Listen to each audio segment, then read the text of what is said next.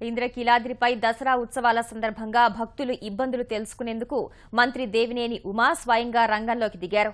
సాధారణ భక్తుల మాదిరిగా క్యూలైన్లో 2 కిలోమీటర్లు నడిచి వెళ్లారు.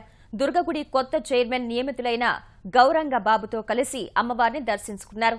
క్యూలైన్లలో తనతో పాటు వస్తున్న భక్తులతో మంత్రి మాట్లాడారు. ఇబ్బందులపై ఆరా తీశారు. ఇది శుభసూచకం.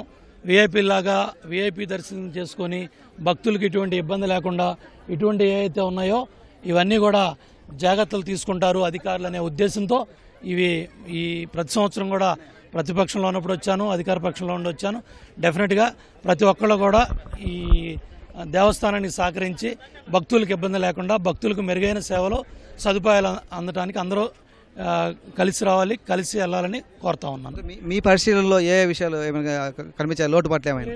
కొన్ని చోట్ల పట్టాలేని కానీ భక్తులకు కొన్ని తగిలే రాళ్లు కానీ, అదేవిధంగా ఐరన్ ఈ గ్రిల్స్ అవన్నీ కూడా జాగ్రత్తలు తీసుకోవాలని ఏజెన్సీలో సూచించాం, వాలంటీర్స్ సూచించాం. తాగిపడేసిన చార్జెట్స్ కూడా ఎమ్మటే ఎత్తివేయాలి. ఇటువంటి అన్ని కూడా జాగ్రత్తలు తీసుకున్నాం.